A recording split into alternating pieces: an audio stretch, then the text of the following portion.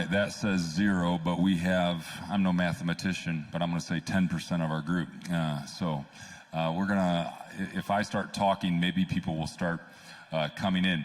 My name is Nate Hamlin. I have the honor as well to serve on the FEC office team and support you, our local churches, and our local church leaders. Let me just start by emphasizing the need to use this time not just to receive challenge, not just to receive great content and help for your churches, but to connect with our greatest resource. As a group of churches, our greatest resource that we can offer is each other. And so as you get to know one another, as you get to know new friends in the fellowship, you are resourcing yourself with relationships that will serve you well throughout the year, regardless of what your ministry context is. So let's start and just let me ask this really quick. How many people are doing the old youth pastor breakout bingo thing? Show of hands. How many of you have done that? And do I have any overachievers that have already gotten all 25 squares, even though we gave you one? Are you serious? I knew I would. Stand up if you're an overachiever and got all 25 squares, okay? So I just got one. Is that Jerry? Oh, I got 2? Okay, well, here. This is what you're going to have to go out to the girls, and we have a limited supply, and by limited, I mean like less than 5. But limited supply, you're going to get some nice FEC swag, a hoodie that is fantastic. See the girls at the registration table, and they'll make sure we get you your size.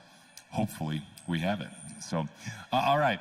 I have the honor and the privilege to introduce to you, and we're going to kind of do it conversationally, someone that I think is so positioned to serve so many of you so well. I'm going to invite her up to the stage in just a second, but I want to give you a feel for what this session is aimed to feel like. We just had a powerful first session. Can I get an amen? And now we're going to have a powerful second session, but this is designed to be more like a workshop breakout feel, okay? Only instead of having multiple workshops and multiple breakouts where you could have opted out of this one, we just didn't want to give you that choice. We wanted you to be able to be exposed to someone, again, who can help you. And so what's going to happen is I'm going to introduce Nancy for a little bit. Then we're going to let her share some just invaluable information to us that is so central to being banded together, united in mission at a local church level. But as she presents information, you're going to have the opportunity to text in questions that Eric and myself will receive in the back. And as you text in questions, Nancy has graciously agreed to reduce her content to allow for a significant time for Q&A. And so we'll put your questions up on the screen and she'll be able to address those. So at any time as she presents, if a thought comes to mind, you can text it to this number on the screen. I can grab my notes if they don't have it. See who wins first. There we go. 260-918-0868. Please write that down in your notes. I'll give it to you again right before Nancy gets ready to go to the main stage. But 260-918-0868. At any time, if you have a question, please text it to that number, and we'll get through as many of those as we can. So without any further ado, please join me in welcoming Nancy Moore.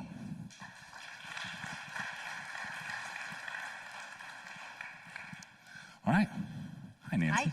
Thanks so much for being with us. My pleasure. Glad to be here. First of all, thanks for being with us, not just as a presenter, but you and your team are one of our exhibitors. Yes, we are out in the lobby area. We've got a table with additional resources. My colleague Ann Paulson is out there, so if you want to talk further, you can find me at the table the rest of the conference. Which, again, how many speakers say, I'll come and speak, but I'll also be available for the 2 days. So, again, take advantage of that. So let's just start with that, Nancy. I've gotten to see your team in action and seen a few of the things that you offer to local churches, but just give us a quick rundown of the types of services you provide to local churches. So NL Moore and Associates is a consulting group. We work nationally with churches, local churches, congregations like yours, in 4 main areas. The first one is succession planning. We help churches with the planned transition of long-tenured leaders. Pastor search. Sometimes churches need help finding the right fit for their next pastor in a variety of leadership roles. And then we do congregational health assessment, which is really the foundation of the first two buckets as well. And it's what I'm going to speak to you about today. And then we do coaching for boards and teams using, again, an evidence-based approach, which means we try to bring in objective insight that helps to inform the discernment of local church leaders. And again, Rocky and I have been able to watch Nancy and her team at work with one of our churches in the past several months that worked through a very, very difficult situation. And let me just tell you, their sincerity of heart and the quality of their commitment to the local church is second to none. It's just second to none. And so thank you for the way you've helped one of our churches, and we're looking forward to connecting you with other churches that need that. Thank you. So get personal for me, if you will. Tell me about where that passion, where that bleed, if you will, for the local church comes from. Why are you so committed to the churches? So I came to faith as a 19-year-old college student through the ministry of Campus Crusade for Christ. Some of you probably know of Cru. And the Little Four Spiritual Laws booklet, a small group in a dorm room, was what brought me into the kingdom. But I immediately got plugged into a local church, and I was discipled in that local church. I grew up in my faith there. I understood that I had a call to ministry and a gift of leadership, and that local church changed the trajectory of my whole life. I'm not who I was because of the investment made there. And I'm one of those people that when someone says the local church is the hope of the world, I'm like, yes. Like, we are plan A. There's no plan B. So getting up every day and going to work to help local churches to thrive and to advance on mission for the kingdom is just, it's motivational to me. It's why I get up and go to work every day. And I think that bleeds over into the work that we do for the church. We genuinely love the local church. As Scott shared in his first session, right now the church feels fractured and broken, but she's always beautiful to the Lord. And I think that's where our passion to do what we do and to help churches be the best they can be comes from. And you are not only affected by the ministry of a local church, but you've spent time where we're all living. Tell us just a little bit about that. So as I said, came to faith. I ended up serving in the local church for many years, primarily in the area of adult discipleship and small group ministry. I was on the staff of a local evangelical free church, if you're familiar with that tribe, not far off from the Converge family, where I oversaw a small group ministry, Life is Better Together. So I love this theme too, of banded together. And men's ministry, women's ministry, care ministry kind of fell under that umbrella and the structure that we had as well. But I'm passionate about the local church and about local church ministry, and I lived that. That's where I was living my life before I felt called to consulting 16 years ago. So at the risk of getting ahead of ourselves a little bit and stealing content you're going to share, you mentioned that you bring an evidence-based approach to the work with a local church. Why is assessment? Why is knowing ourselves, having that mirror, which sometimes can be helpful and sometimes can be painful, why is holding that mirror up at every level, whether it's a board level, a full church level, an individual level, why is that so important? And then if I can tag on a second, why do you think we fail to do that as church leaders so often? Yeah, I think it's really important because as leaders in the local church, we all have an intuition, right, about where we are, where we need to go. We're prayerfully asking the Lord and discerning, God, what do you have for us? But we don't often think about, but what's our context? Like, what are we trying to enact this vision in? What is the state of the church that we're leading now? And the work that we do with assessment, when you bring in an objective viewpoint, it can inform your discernment. It can kind of move you from intuition to information about your starting point. And once you have that information, you can have more confidence as you move forward with next steps and actually create plans that can work. And so we've seen this time and time again in the more than a decade that we've used the Congregational Assessment Tool, which is an online assessment instrument that we use in our consulting work with churches, bear fruit for local congregations. And so whether you're a pastor, pastors also, board members, we often are so focused on others that we forget about God's formational work in us. And I think that at times when you pause and you do an assessment, and you don't just take an assessment, but you actually have coaching with somebody who knows what they're talking about and can help you unpack that assessment, it can help release God's gifting in you in fresh ways. And there's power in that, particularly when you're a leader. And so we believe in an evidence-based approach. See what God has put into the system. Let's reveal it, put language around it, and then use that as a starting point to discern where God would take us next. Well, you're gonna give us a taste of what that looks like right now. So I'll let you go over to the main stage. Okay. Thanks again for being with us. Again, if you have any questions for Nancy throughout the time that she's speaking, you are welcome to text the number that's on the screen. Can we put it back up there? 260-918-0868. 260-918-0868. Again, you can text it. It's not going to automatically go on the screen. We'll receive them, and then when she's ready for those questions, we'll try to serve as many to her as we can. All right. Without further ado, Nancy. Great.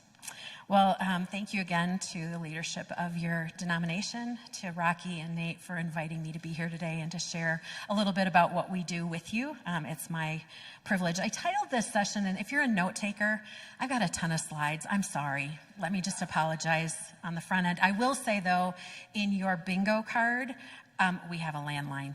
So I will sign your bingo cards and make up for that. So, but there are a lot of slides, and if you need to talk about them, we'll be at the desk afterwards. So I titled it Moving from Intuition to Information, about your strategy and your culture. As we've been hearing, no two churches are alike. Every church is unique and distinct. You can have two churches of the same theology, worship style, program, ministry, denominational affiliation in the same street, in the same town, and they're going to have different needs and expectations as a body of Christ. They have different aspirations, right? There's no one size fits all when it comes to the local church. Why? Because just like people, each local church is an organism as well as an organization. It's an expression of the living body of Christ.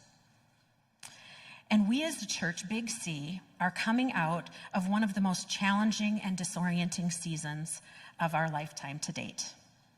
In my experience, many pastors reflect their unity and oneness has been fractured. The momentum that they had been developing with their congregations has stalled, and the church has regathered, but I frequently hear from pastors that I speak to who are unclear about where they're at now. Like, where am I at now? I hear these kinds of comments. I knew where we were headed before, but now.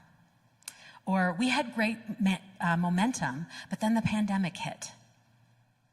Or people aren't re-engaging in the same way as they did before. Or I feel like the church is coming back, but you know what? It's different people. Different people are coming to the church now. Or we're starting to regroup, but it feels different. I feel different as a pastor.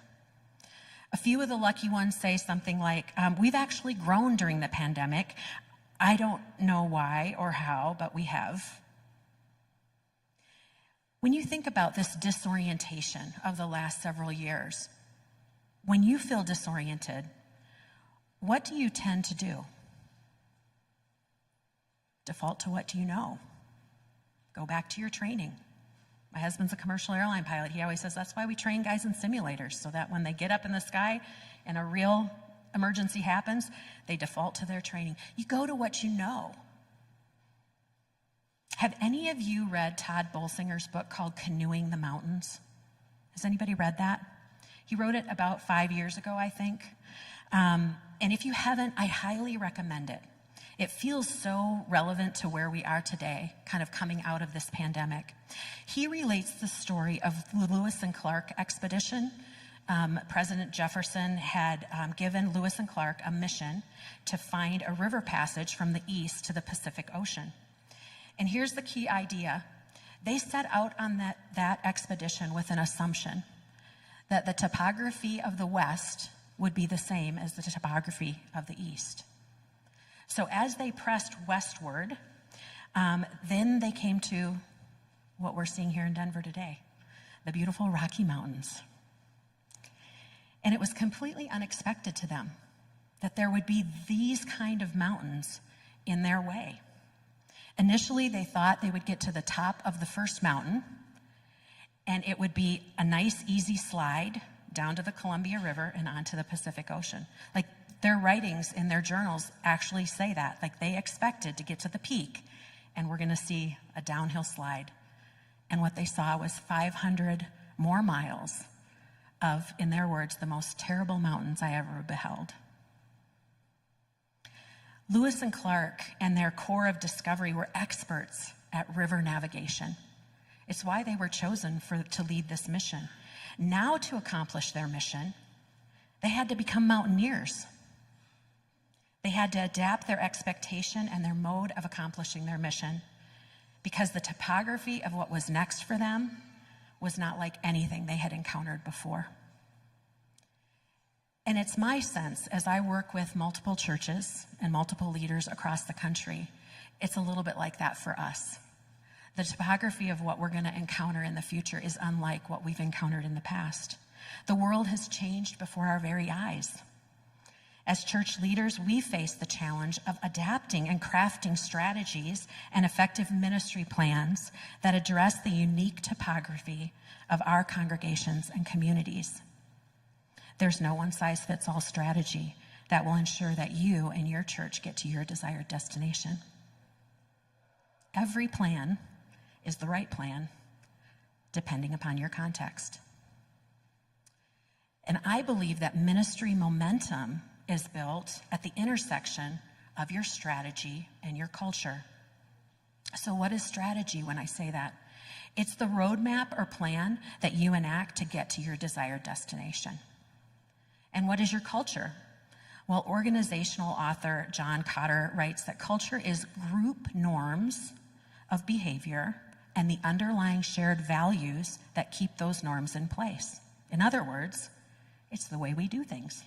The way we do things around here. That's our culture. So if strategy is your roadmap that tells you how you're going to get from point A to point B, then culture is the quality of the road that you're going to drive on that takes you to that destination. If your culture is healthy and well prepared for the journey, the trip is going to feel smoother, easier, more efficient. If your culture is unhealthy or unprepared, the road's going to feel bumpy, and there's going to be unexpected obstacles in the way, and likely your trip will take longer. I want to share 2 markers today that can help move you and your church from intuition to information about your strategy and culture, or what might be effective in your context. It's a lens, it's a little bit different way of looking at things than maybe you've looked at in the past. 2 ways to understand your congregation and what it takes to move them forward in the mission that God has called you to. So marker number 1 is knowing your starting point. If you were to call me and say to me, Nancy, I want to come and visit you in Woodbury, Minnesota. How do I get there? What's the first thing I have to ask you? Yeah, where are you now? Because if I assume that you're in Denver, Colorado, but you're actually in Cincinnati, Ohio, I'm going to give you directions that are going to lead to a destination neither one of us intended, right? So it's important that I know your starting point. Lewis and Clark certainly had to ask themselves that question as they stood at the top peak, and rather than seeing that smooth vista down to the Pacific, they saw 500 more miles of mountains. They had to say, are we prepared and ready for the journey ahead?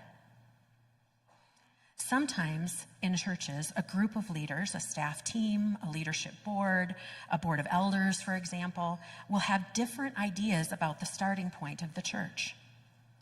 And it leads to different assumptions about what the right plan will look like to get to our desired destination. True? So it's vitally important that you come together as a group of leaders and move from intuition to information and come to a shared understanding about where are you now, so that you can move forward in unity and pulling with one another to meet those challenges that lie in your path. So again, where are you now? To get where you want to go, you've got to start with your starting point. You got to know your starting point. Ask yourself, as a church, Are we healthy?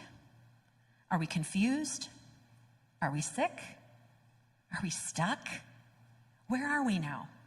What's the context? For more than a decade in our consulting work, as I shared when I spoke with Nate, we've used an instrument to help us help congregations discern their starting point. It's called the Congregational Assessment Tool, creative name, right? For short, we call it the CAT, Congregational Assessment Tool. It's an online health assessment given to congregations. Everybody gets to participate. It was originated by my dear friend, Russ Crabtree, and he's my mentor. About 2005, Russ wrote a book, one of the first books on pastoral succession planning that came out. It was called The Elephant in the Boardroom, Speaking the Unspoken About Pastoral Transition. And Russ and I met in 2006 when I started consulting, and he mentored me, certified me, and trained me in this evidence-based approach to succession, which we've now expanded into every facet of leadership transition in the practice that we have with churches. It's an exceptional tool, but once you know what to look for, even without using the tool, there are things you'll be able to notice and perceive about your starting point. And that's what I want to share with you today. Again, this comes from more than 30 years of HCC, his company, doing assessments with congregations. So there's a long history of this instrument working with congregations. And over those years, they found that there are two key indicators that help to gauge the starting point of a congregation and inform them about where they are now. They are energy and satisfaction. So think about the energy and satisfaction of your congregation. When I use the term energy, I want you to think force or level of engagement. And this doesn't just have to be the physical engagement of your people in the ministries of the church or through the church. It can be force of ideas, force of perspective. Maybe there are people who are actively engaged, but they have ideas, energy, excitement about what is happening in the church.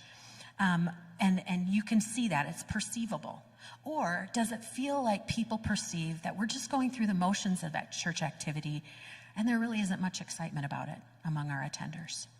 So think energy, that's the first indicator. The second one is satisfaction. And when I use that term, I'm not talking about like consumeristic satisfaction, like I love my iPhone, or I'm a Mac person, I love my Mac. It's fulfilled contentment, that sense of fulfillment and contentment. Peaceful contentment in the way that affirms like what we're doing around here is good for me. Like I affirm, I'm fulfilled by it. I'm content with the way things are in our church.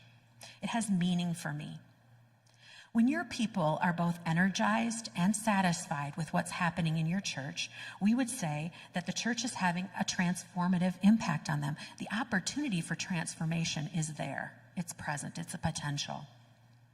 It doesn't matter your location, your size, your worship style, your program ministries. What matters is the collective impact of what you're doing on your people. It's a little bit like what we see in Scripture when people encountered Jesus. Even when they told him a hard truth, they were so energized and satisfied by that interaction. Come and see this man who told me everything about myself. Like, you got to experience this. That was incredible, even when it was hard. There was something attractive about that energy and satisfaction that people exhibited when they truly encountered Christ. So let's look at it on a map. So I'm going to put up here an energy satisfaction map, and then I'm going to orient you to it. So the upper right-hand corner is the high energy, high satisfaction. It's kind of the desired destination that we look to when we're looking for church health. People in the congregation reflect that they're energized and satisfied by what's happening. We call that quadrant transformation. That's where kind of the desired destination we want churches to land in. We want their people to be energized and satisfied. The upper left-hand quadrant, that's where you have high energy but low satisfaction. So there's a lot of things going on. There's a lot of ideas out there, but everybody's going, but what's the point? Why are we doing this? Where are we going together? What's the purpose of all of this stuff that we're doing, right? We call that chaos. It's like a lot of things swirling around, but everybody's questioning the point and the purpose of it. There's not a sense of fulfillment or satisfaction. The lower left-hand corner, or quadrant, is called the recovery quadrant. And that's where you have low energy, low satisfaction. It's like when you're sick and you know it, there's self-knowledge there. Things aren't working well. We need to get better. Something's wrong here. We call that recovery. And then the lower right-hand quadrant is where there is low energy, but very high satisfaction. And it's like the congregation is sitting in a car they love that's completely out of gas. We call that status quo. You know, you're sitting there and you're like, your car's parked in the driveway, and every Sunday they pile the family into the car and they turn on the radio and they sing together, and it's so comfy. I sit in my same spot. Everybody's got their spot. Nothing can ever change. And you're like, don't you want to go get some gas so like you can go somewhere and take a drive or go to the DQ? And they're like, nope, just don't ask me to change anything. It's perfect just the way it is. I love this. I love this time together. Status quo, right? That church is stuck because the satisfaction is so high. Further, the lower left-hand corner of the lower left-hand quadrant, that's called the turnaround corner. So if a church vets out where the energy and the satisfaction are both so low, a large amount of change is necessary to get that church moving up and to the right. And people know it. They might not be talking about it, but once we begin to articulate things in a church in the turnaround corner, people acknowledge, yeah, that's true. Like, we might not be talking about it, but we know it's true. And then the lower right-hand corner of the lower right-hand quadrant is called the hospice corner. And as somebody who loves the church, this actually breaks my heart. But there are churches who literally, the energy is so low and the satisfaction level is so high, those churches will be chaplained into death. There's no coming back on their own. I mean, you could plant in a new work in them. You could seek them to merge with another body that could help to, lift things up. But left to themselves, there's no coming back. And then you might have churches where a large number of people are on the fence. And this is called the transition zone, where they're kind of, what happens next will determine whether they move up into transformation, up into chaos, down into recovery, or down into status quo. A large number of people are in wait and see mode. Well, I'm going to kind of wait and see what happens next. That's going to figure out for me how I feel about things, right? So in this transition zone, what happens next is very important. So your next steps, your strategy, must be informed by your starting point. Depending on where you are now, you need to develop a unique strategy to get you moving up and to the right. The strategy you employ if your church is in transformation is different than the strategy you employ if your church is in recovery, right? So the strategy you use to cross a mountain is different than the strategy you use to canoe a river. It has to be. What you do next must be informed by an accurate appraisal and understanding of where you are now. So if you create plans like you're in transformation, but you're actually in recovery, then your people will feel like you're asking them to run a marathon when they actually need physical therapy or care to learn how to do some new things. Or if your congregation is in chaos and you suggest a strategy appropriate for a church in status quo, they'll feel like you care about them, but they'll have like you have no idea on how to lead, organize, or get them moving into a more purposeful place. So I frequently speak to leaders in leadership groups who have been frustrated by their lack of momentum in leading the church. I've heard them tell stories of creating plans that didn't work, and so they package and repackage them with a little bit of a new twist on the same idea, or they state and restate mission, visions, and values. Let's come up with some new language around those things, thinking that the language itself will be what clicks with the congregation and suddenly makes it all come together. But they seldom ask themselves, where are we now? Where are we as a body? We've got an idea, we've got a strategy, but when plans fail, they go back to the drawing board and try a different tact or a new label, and it's like continually trying to cross a mountain in a canoe.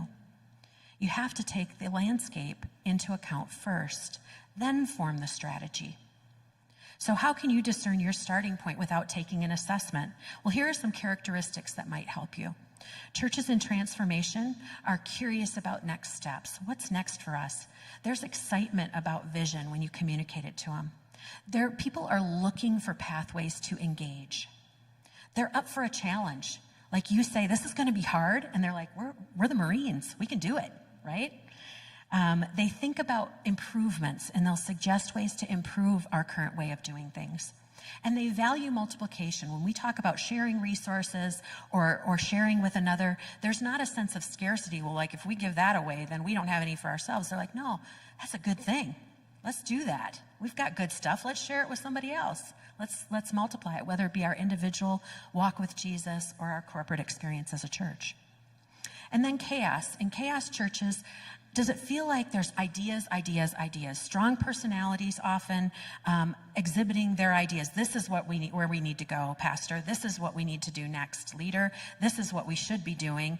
You just didn't realize it. And so you've got a lot of ideas and a lot of strong personalities communicating those things. Everybody's questioning how.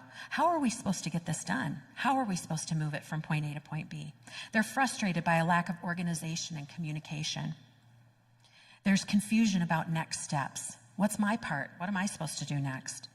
And they want a plan. Everybody keeps asking for this plan, and you're like, we have a plan, but it might not be the right plan, right? For the context. Then recovery. You might be a church in recovery if people know things aren't working, and you have a lot of people coming up to you saying something like, Pastor, this is how I feel about this, and I'm not the only one who feels this way. Right? How many of you have heard something like that? There's a sense of depletion, woundedness. People are tired. I like this idea. I'm not sure how much I have to give to it. They're easily overwhelmed. They need to be reminded to value unity. Because when you're sick or not feeling good, it kind of becomes all about you.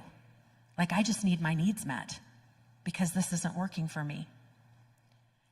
They want an inspirational vision. They want a picture. What could it look like? And they want a prescription, ultimately, to get better.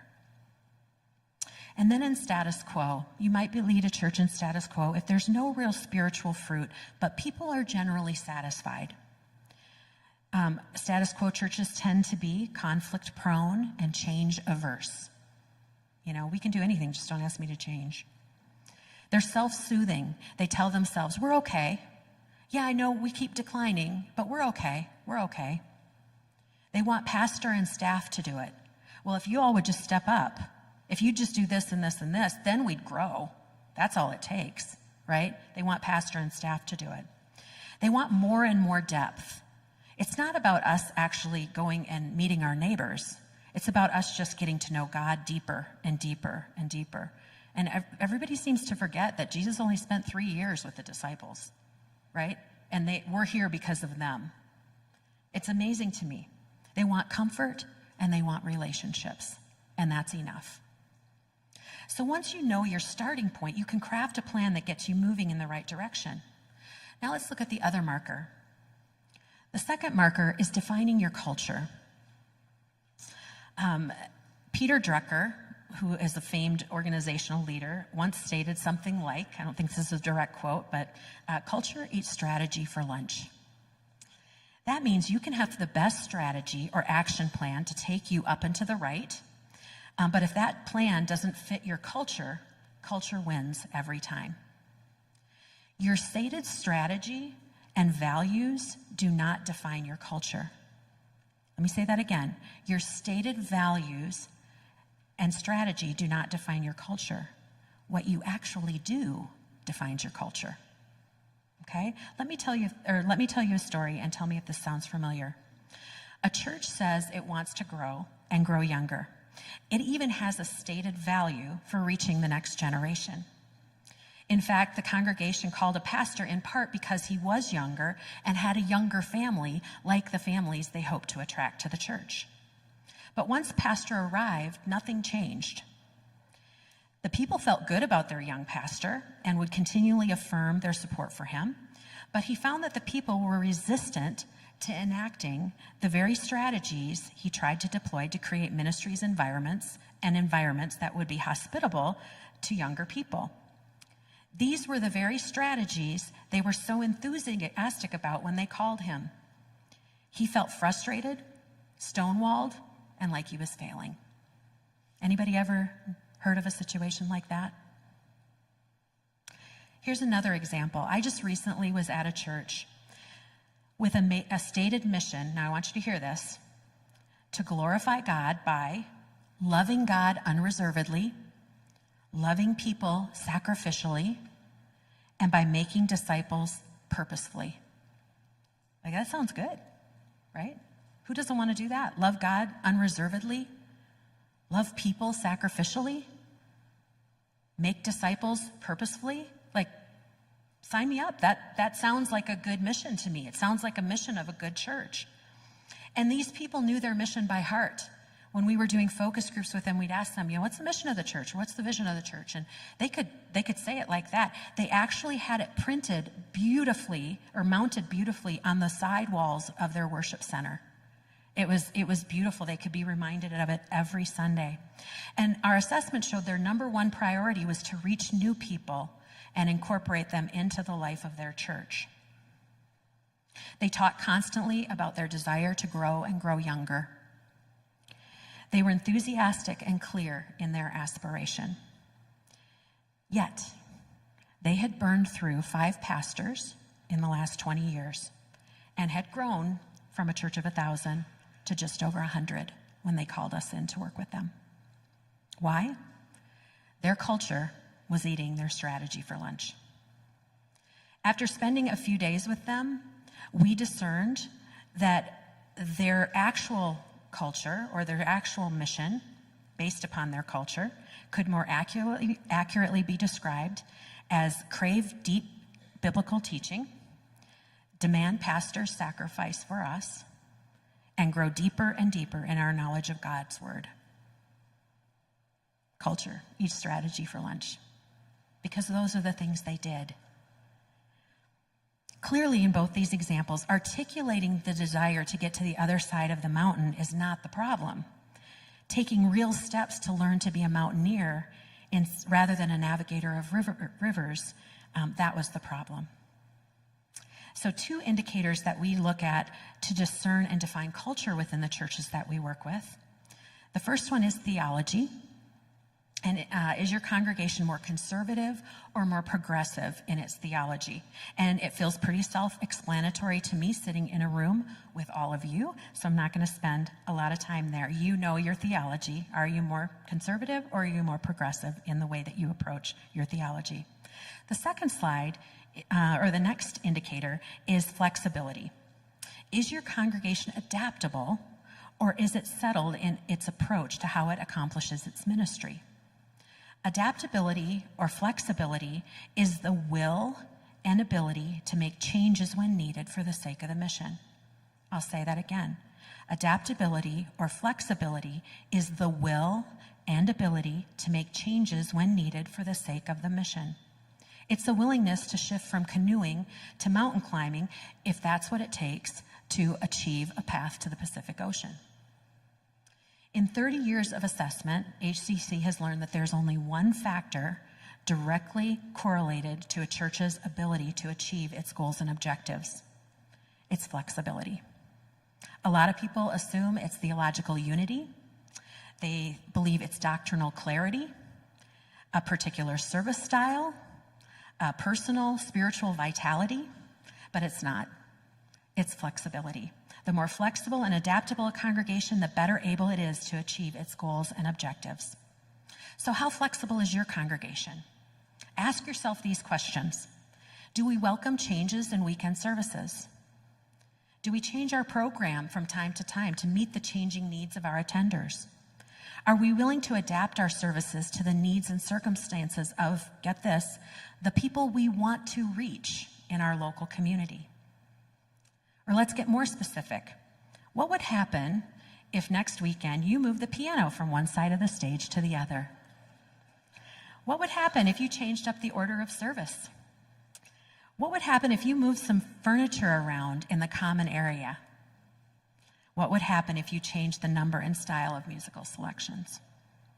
Remember, you may be flexible. Your staff may be flexible. But we want to know, is your congregation ready? Are they flexible Leaders must model flexibility and continue to encourage people toward it. But getting to your desired destination is a shared journey. You have to go with the people. You'll never make it if you try to go alone, Pastor. It's important to note that most people view themselves favorably when it comes to their flexibility. Sure, I'm willing to change, theoretically. We could change anything in church, except the thing I care about. Don't touch that. This is the only thing, right, that we can't do. Sure, Pastor, I'm willing to support the new initiative.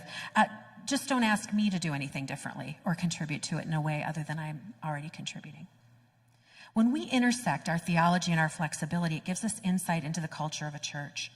And cultures are not necessarily good or bad, right or wrong, but they are healthy or unhealthy.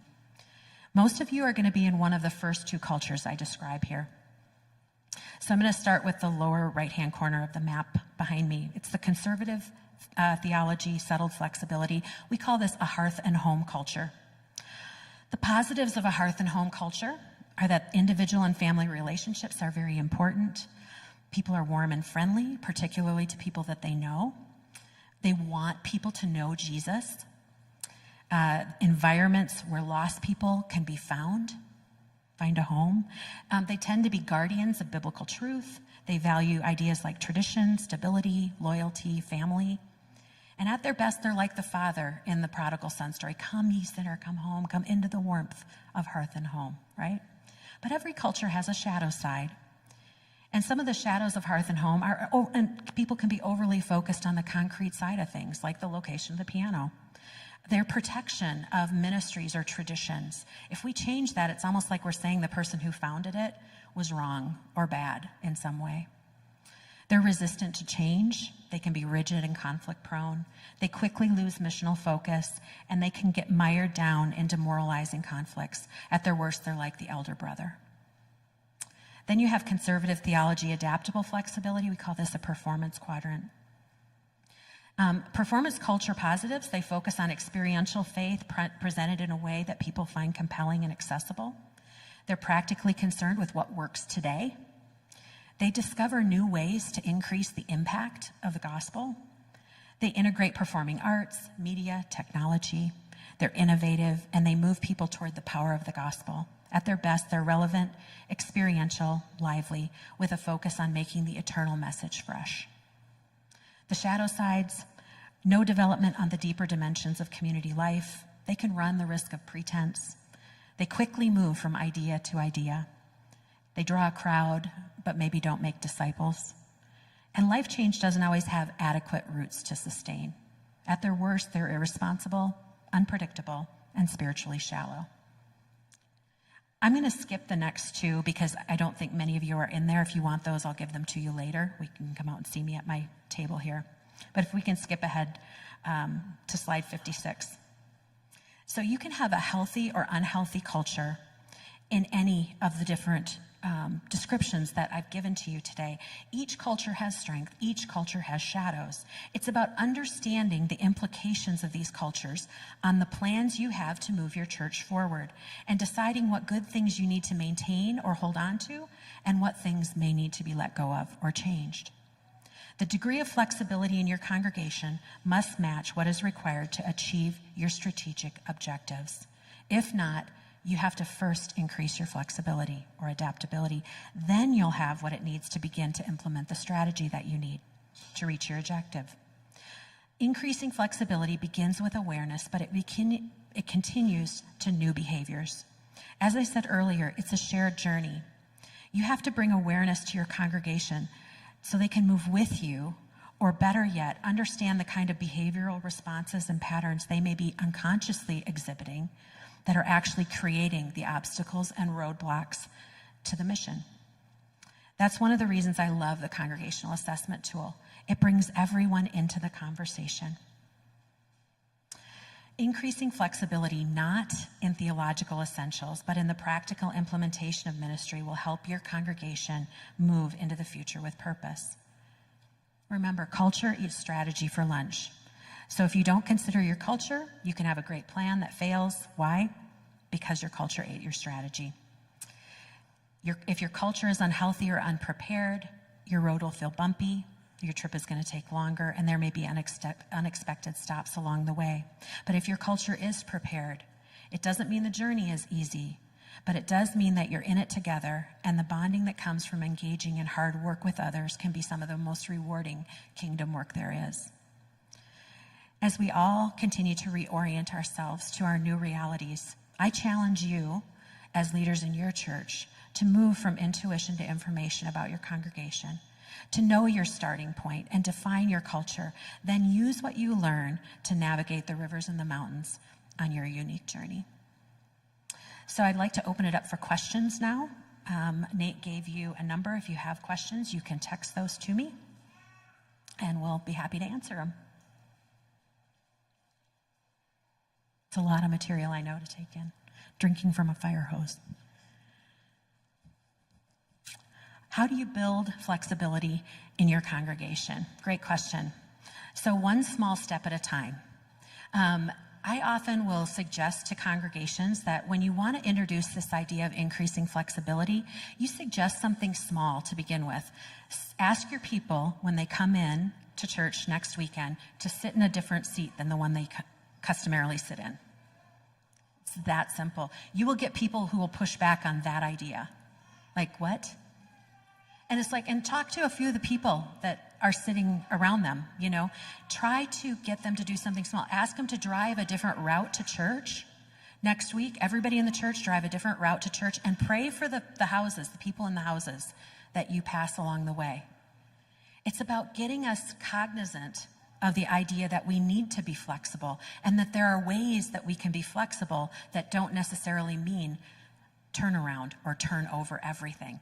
It's about increasing our own willingness to try something new and to feel that God is in that with us. So that's first step.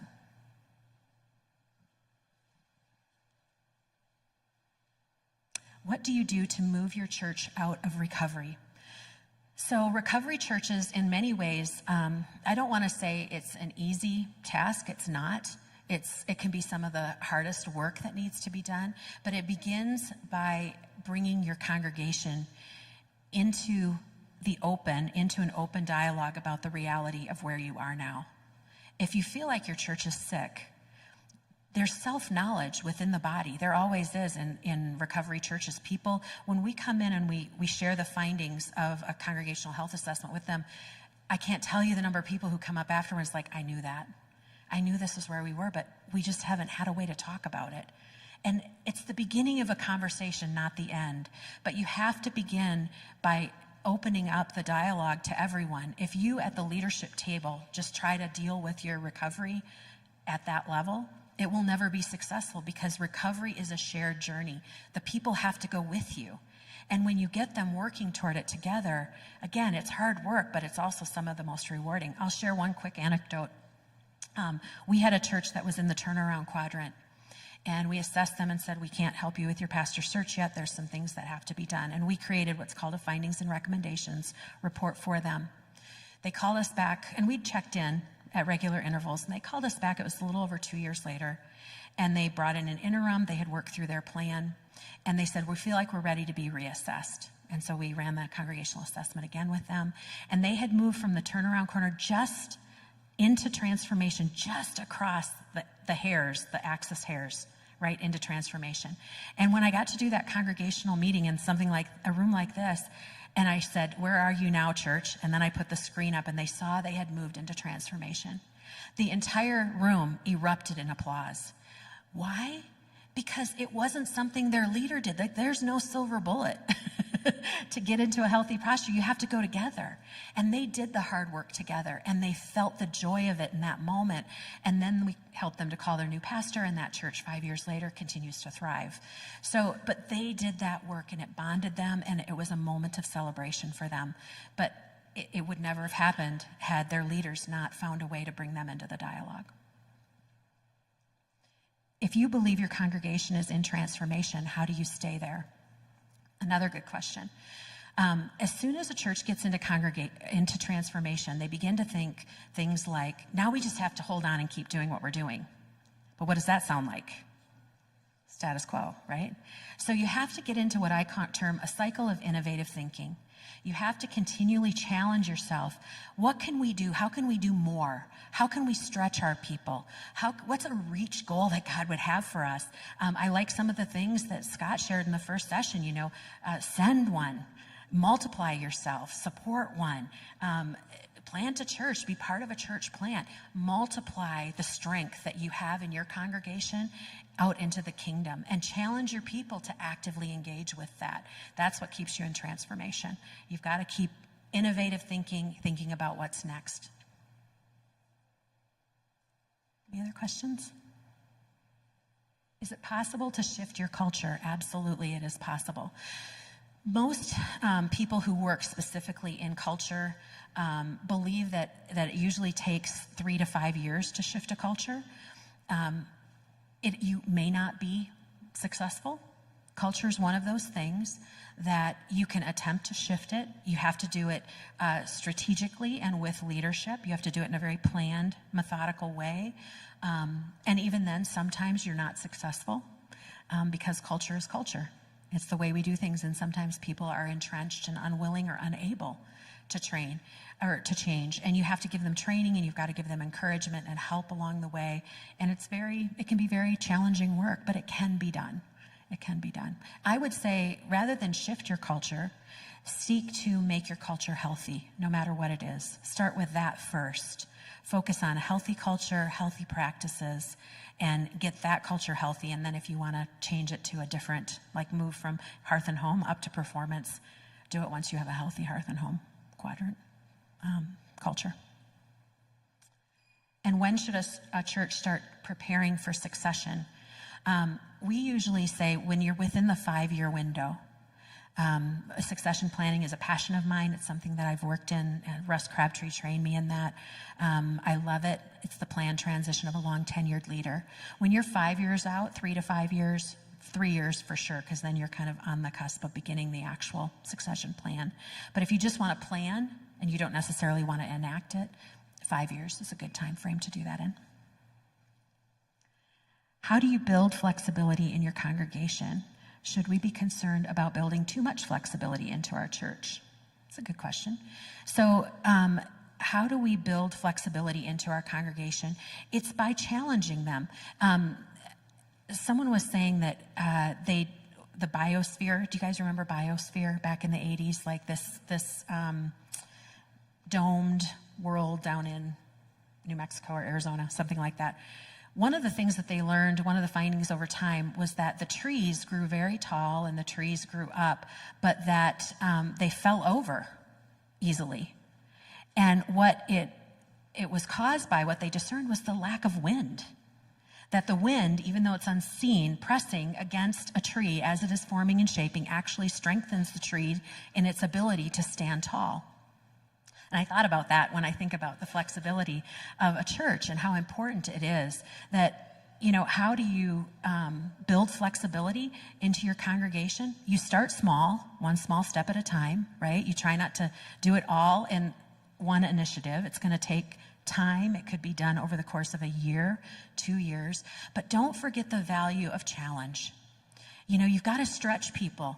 You don't help people become more flexible by allowing them to stay in an unhealthy, safe, comfortable place. You challenge them. You put them in context where they have to stretch a little bit. And you encourage them and then celebrate what happens at the end. I think that's one of the ways that you build flexibility. And can you be concerned about too much flexibility? In our assessment, when somebody's at the top of that performance quadrant, it can be like change for change's sake. Like just because we have the flexibility to adapt and move in new ways doesn't mean we should continually shift our vision, our mission, our plans, right? And I do think you can be too flexible. It's like things are constantly changing and nothing is predictable for people. Or they just get started into something and now we're going in this direction. Oh, now we're going in that direction. You've got to make sure that you have a beginning, a middle, and an end to your initiative so that there's follow through and that people can experience and then celebrate what happens at the end of those things. And I think if you have too much flexibility, sometimes there's a temptation to just, we started that and it was exciting, but now let's start this because this looks exciting, and then it starts that. And people are willing to go there with you because they can. They're flexible enough. How effective are long-term plans in a world that seems to change every minute? How do we build sound plans that allow for flexibility in our fluid culture? I think that the first part here, how effective are long-term plans in a world that seems to change every minute? What a great question. And so relevant, right? We all had plans before the pandemic, and then something happened and our whole world shifted before our very eyes in the last 3 years, and that disorientation takes place. But I don't think it means that you don't plan long term. But you do keep in mind that idea that I'm not going to be so committed to what our goal is in 5 years that I forget to be attentive to what the Lord is saying to me in this moment. Like, it's not either or, it's really both and. Both, I think this is where you have us headed, Lord, but I also want to stay open-handed with you so that if you adapt or ask us to change course, that our hearts remain open and in a place where we're willing to respond to that. So I think that is how effective our long-term plans. They can be very effective, but with the knowledge that God can change our course. We can come up against mountains and now have to teach our people how to be mountaineers instead of river navigators. I'm a pastor of a smaller historic church steeped in culture. How do I begin to shift it without being a casualty of the process? Amen. Sometimes smaller family cultures are very hearth and home. And again, raising awareness of your people, of both the wonderful, positive sides of their culture, but also the shadow side of it, right? That because we value these things, to a newcomer or to somebody who doesn't know us or isn't part of us, it can feel like they're walking into somebody's family reunion when they come to church on Sunday. And have any of you ever gone to a family reunion of a family you're not a part of? I did that with my husband when we were dating, and I'm like, well, that's the last time I want to do that. It was the most awkward thing I'd ever been a part of. Nobody spoke to me. I mean, it was just, they were having a great time, and I'm like, you know, this was pre-cell phone days. I couldn't even be like looking at email or surfing the web. I mean, that was just, it's so awkward. So I think that you have to remember, it's a shared journey, no matter what you want to do. At some level, you have to bring your people into the conversation with you, because you have to have them go with you where it is you believe the Lord is leading you. And if you want to make a culture shift or come in and begin to effectively move people who are kind of stuck and are very hearth and homey, right? Like, we just like it the way it is. You have to do it one small step at a time, incrementally, and not seek that this is going to be our new initiative, that we're going to be different next year. You know, it could be a 3 to 5 year process of getting people to even open up to that. So set your expectations and love your people, regardless of where they are. Loving the body of Christ. I've seen so much brokenness in the 16 years that I've worked with the church. I saw a lot of it when I was in local church ministry too. But I've seen more, and I've talked to church leaders who are just in tears over what has happened in their bodies, particularly in the pandemic. You know, mask, don't mask, meet, don't meet. You're following the government, you're not following the Lord. I mean, it is truly, pastors feel like, I can't win. Like, how do I win in this? And it's like, you have to remember that even though the church and the body can at times be broken and unlovely, she's always the bride of Christ. And she is always beautiful to him.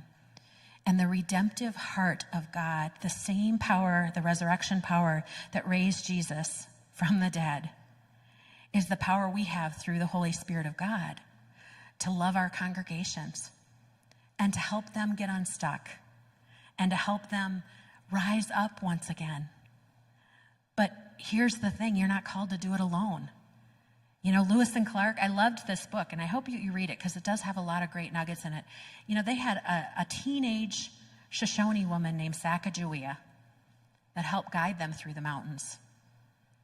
Like, without her, they'd probably have died, and we'd never have these great stories. We'd never have had that navigation go to the Pacific Ocean. So don't forget, you're not in it alone. There are resources and helps around you.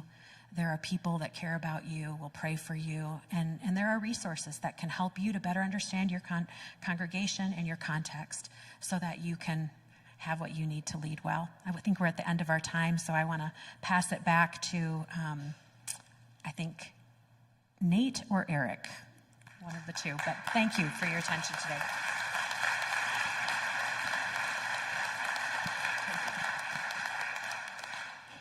Thank you, Nancy. It's very clear that we were fully engaging with her and what she was sharing. There were over 50 questions that were sent in, and so we couldn't get to all those questions yet.